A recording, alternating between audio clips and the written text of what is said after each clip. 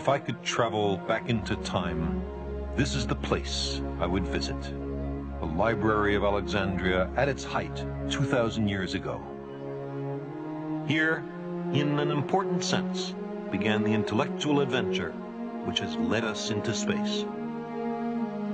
All the knowledge in the ancient world was once within these marble walls. This library was a citadel of human consciousness, a beacon on our journey to the stars. And what did they study? They studied everything, the entire cosmos.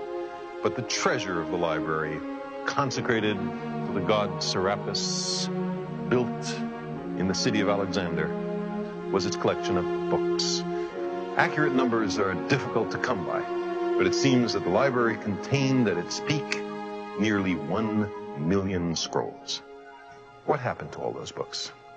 Well, the classical civilization that created them disintegrated. The library itself was destroyed.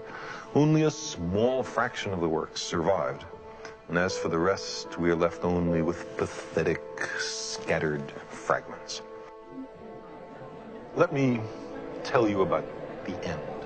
It's a story about the last scientist to work in this place, a mathematician, astronomer, physicist, and head of the school of Neoplatonic philosophy in Alexandria.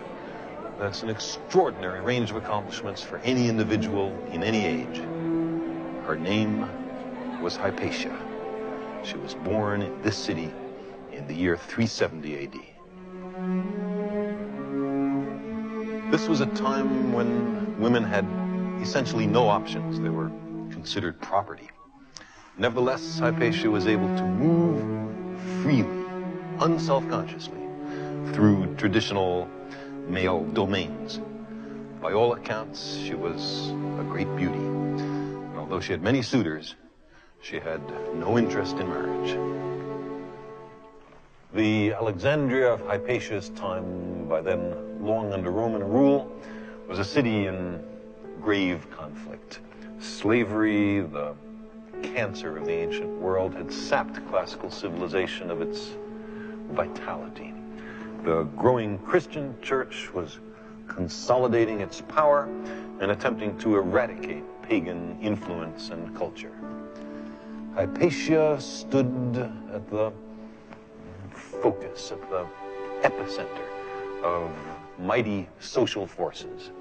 Cyril, the bishop of Alexandria, despised her, in part because of her close friendship with a Roman governor, but also because she was symbolized. She was a symbol of learning and science, which were largely identified by the early church with paganism. In great personal danger, Hypatia continued to teach and to publish until, in the year 415 AD, on her way to work, she was set upon by a fanatical mob of Cyril's followers. They dragged her from a chariot, tore off her clothes, and flayed her flesh from her bones with abalone shells. Her remains were burned, her works obliterated, her name forgotten. Cyril was made a saint. The last remains of the library were destroyed within a year of Hypatia's death. It's as if an entire civilization had undergone a sort of self-inflicted radical brain surgery, so that most of its memories, discoveries, ideas, and passions were irrevocably wiped out.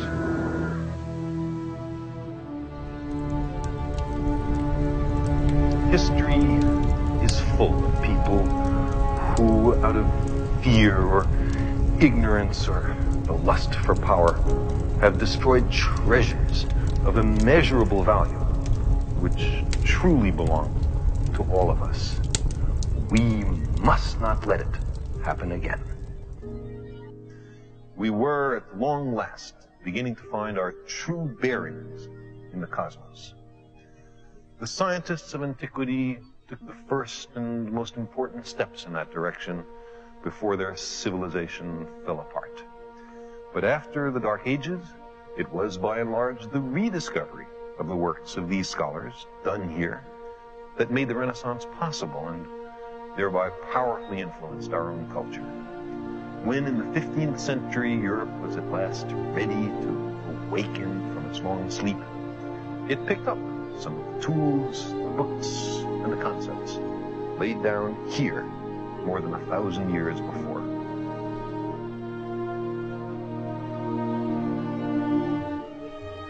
By 1600, the long-forgotten ideas of Aristarchus had been rediscovered.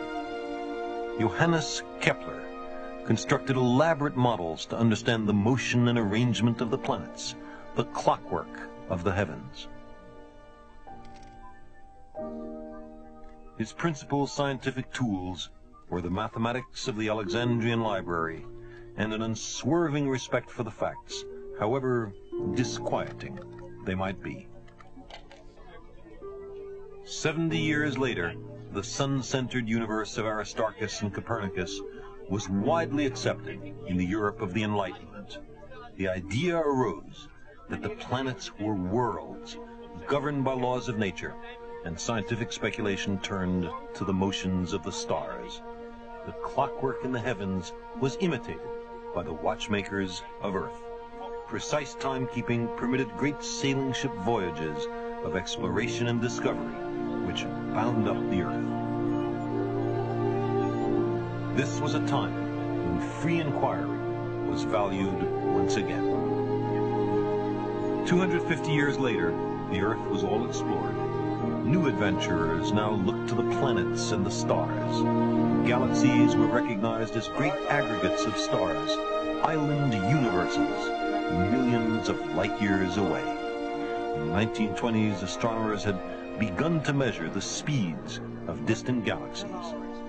They found that the galaxies were flying away from one another. To the astonishment of everyone, the entire universe was expanding. We had begun to plumb the true depths of time and space.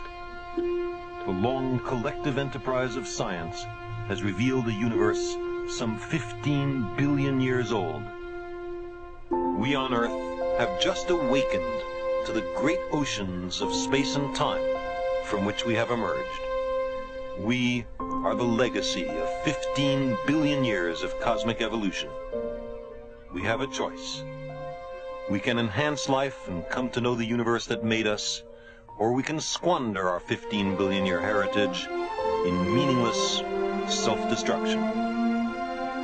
What happens in the first second of the next cosmic year depends on what we do here and now with our intelligence and our knowledge of the cosmos.